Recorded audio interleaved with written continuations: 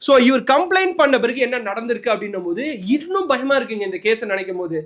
இவர் ஒரு எலும்பு கூட எடுத்துட்டு வந்து தான் கம்ப்ளைண்ட் பண்ணாரு. இந்த எலும்பு கூடலாம் நான் புதைச்சது தான் அப்படின்னு சொல்லி வித் எவிடன்ஸ் எடுத்துட்டு வந்து தான் கம்ப்ளைண்ட் பண்ணாரு. அந்த எலும்பு கூட யாருன்னு அப்படின்னு ஆராய்ச்சி பண்றதுக்காக கோர்ட் என்ன பண்ணியிருக்காங்கன்னா, ஒரு ஆளு ஒரு கவர்மெண்ட் ஆஃபீஸரை வந்து அப்பாயின்மெண்ட் பண்ணியிருக்காங்க. அவரை மறுநாள் கடத்திட்டாங்க. பாத்துங்க எந்த அளவுக்கு இன்ஃப்ளூயன்ஸ்டான பர்சன்ஸா இருக்காங்கன்னு. கடத்திட்டு அவங்க யாரு எங்க போனாங்கன்னே தெரியல அப்படின்னு சொல்லிட்டு. இந்த இடத்துல இன்னொரு முக்கியமான விஷயம் இருக்கு. போலீஸ் எல்லாரும் கெட்டவங்க கிடையாதுங்க. இப்போ கூட சொல்றேன், போலீஸ் எல்லாரும் கெட்டவங்க கிடையாது. ஆனா அவங்களோட கடமையை செய்ய விடாம தடுக்கிறவங்க இருக்காங்கல்ல, அவங்க ரொம்ப நிறைய. ஸோ அப்படி பார்க்கும்போது ஜூலை 13 அவர் ஃபைல் பண்ண கம்ப்ளைண்ட் ஜூலை 15 யூடியூப் சேனல்ல ஒன்றுல வெளியில வந்துடுச்சு வித் ஸ்டேட்மெண்ட். அவர் என்னென்ன ஸ்டேட்மெண்ட்லாம் சொன்னாருன்னு.